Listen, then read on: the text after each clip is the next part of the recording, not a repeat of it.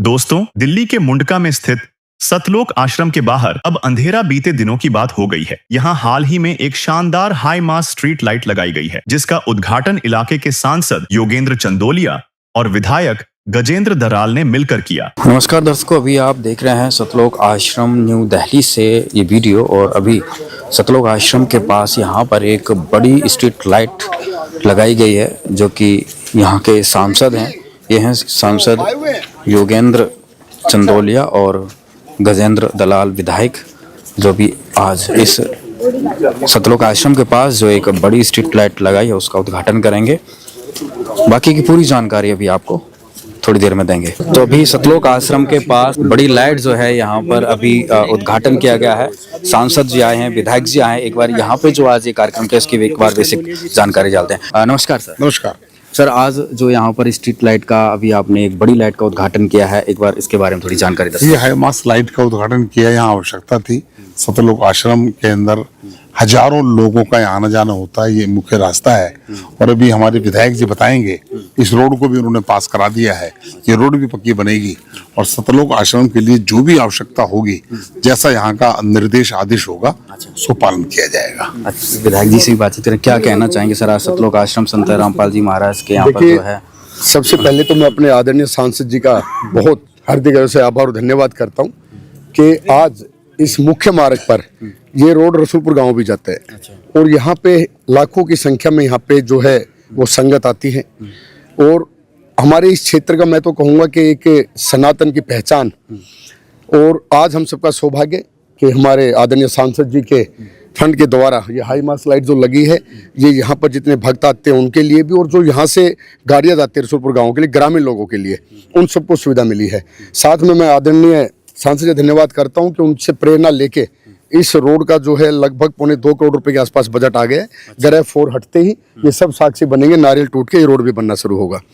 और साथ में मैं संत रामपाल महाराज जी के भी चरणों में ये प्रार्थना करते हुए कहूँगा कि उन्होंने इस बार जो हमारे इस ग्रामीण क्षेत्र में और बाहर भी जो एक बाढ़ जैसे हालात पैदा हुए थे, तो अनेक जमींदारों को मोटर और पाइप देके खेतों से उस पाइप को निकलवा कर ड्रेनों के अंदर डलवाना, तो ये वही व्यक्ति कर सकता है जो समाज को अपने साथ लेके और उनके लिए सबके लिए भलाई का काम करे।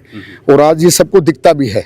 और जब भी हमें कोई आवश्यकता या कुछ भी हमें जरूरत पड़ती है तो ये हमेशा हमारा सहयोग करते हैं।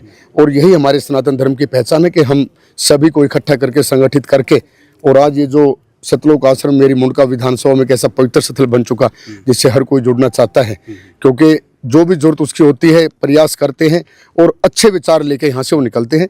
तो मैं आज बधाई देता हूँ पूरी संगत को, और आदरणीय अंकल जी हैं जगदीश जी, और विशेष तौर पर अपने सांसद जी का, जो एक विधायक से भी ज़्यादा पूरे क्षेत्र के अंदर, मैं कहता हूँ मैं उतने अटेंड करते जितने प्रोग्राम ये अटेंड करते हैं। तो इनके मार्गदर्शन में हम भी कुछ सीख रहे हैं, काम कर रहे हैं, और आगे बहुत बहुत अच्छे काम होंगे। और मैं तो अपने यशस्वी प्रधानमंत्री मोदी जी का धन्यवाद करता हूँ कि UR2 देके यहाँ इस दिल्ली देहात को जो एक सौगात दी है। और सारा नज़ारा देखते ही बनता है कि 5 मिनट के अंदर आप यहाँ नीचे उतर जाते हैं, बहुत सारी चीज़ें। तो आप सबको बधाई, सतलोक आश्रम के जितने भी साधु हैं, जितनी भी कमेटी है, उन सभी को, और संत रामपाल महाराज जी का सदैव हम सब पर आशीर्वाद बना रहे। इतना ही कह के अपनी वाणी को विराम देता हूँ। सत साहिब। हाई मास स्ट्रीट लाइट के उद्घाटन के बाद जब सांसद योगेंद्र चंदोलिया और विधायक गजेंद्र दराल सतलोक आश्रम पहुंचे, तो उनका स्वागत भी बड़े ही आदर के साथ किया गया। संत रामपाल जी महाराज जी के सुपुत्र वीरेंद्र दास जी ने उन्हें शॉल भेंट कर सम्मानित किया। साथ ही में यहाँ पर जो संत रामपाल जी महाराज के आश्रम के पास जो यहाँ पर एक लाइट लगवाई है, उसकी खुशी में और उस सम्मान में सतलोक आश्रम की तरफ से सांसद जी को और विधायक जी को जो है एक शॉल भेंट करके सम्मानित किया जा रहा है। तो संत रामपाल जी महाराज को जिस प्रकार से आज जगह जगह सम्मान मिल रहे हैं, लेकिन आज विधायक और सांसद को भी सम्मान सतलोक आश्रम की तरफ से किया जा रहा है। के अंदर बारिश बहुत ज्यादा आई थी और हमारी सरकार बनी थी। सरकार के पास साधन भी थोड़े कम थे, और उस बारिश के अंदर गुरु महाराज जी का आशीर्वाद जो हुआ, खेती खराब होती है या फसल खराब होती है तो बड़ी दिक्कत होती है, लेकिन उस समय तो केवल किसान यही कहता है कम से कम पानी तो निकलवा दो। तो उस काम के लिए सरकार ने जितना प्रयास कर सकती थी उतना प्रयास किया। बाकी गुरु महाराज जी, रामपाल महाराज जी का जब आदेश हो गया, पूरी संगत उस काम में लग गई। तो मैं उनके चरणों में नमन करते हुए कि भी ऐसे हमारे महाराज जी हैं जो सब लोगों की दीन दुखियों की चिंता करते हैं। तभी उनके पुत्र से जो बातचीत हुई और उन्होंने बताया कि किसी गांव किसी व्यक्ति के अगर मकान की छत नहीं है तो उसकी छत को उन्होंने मुहैया कराई है।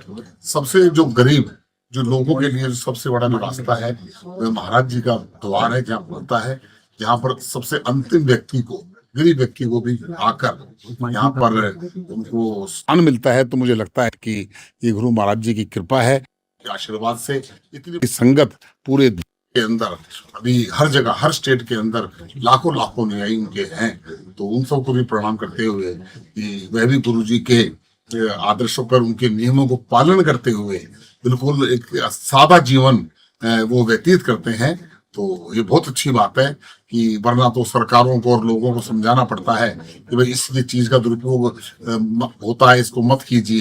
लेकिन आश्रम से जो आवाज निकलती है, महाराज जी के मुख से जो बात निकलती है, उसका अक्षरशः पालन वास्तव में वही सेवक है जो गुरु महाराज जी के विचारों पर चलने वाला व्यक्ति है। उनकी बात को मानता है, उसी से जुड़ती रहती है।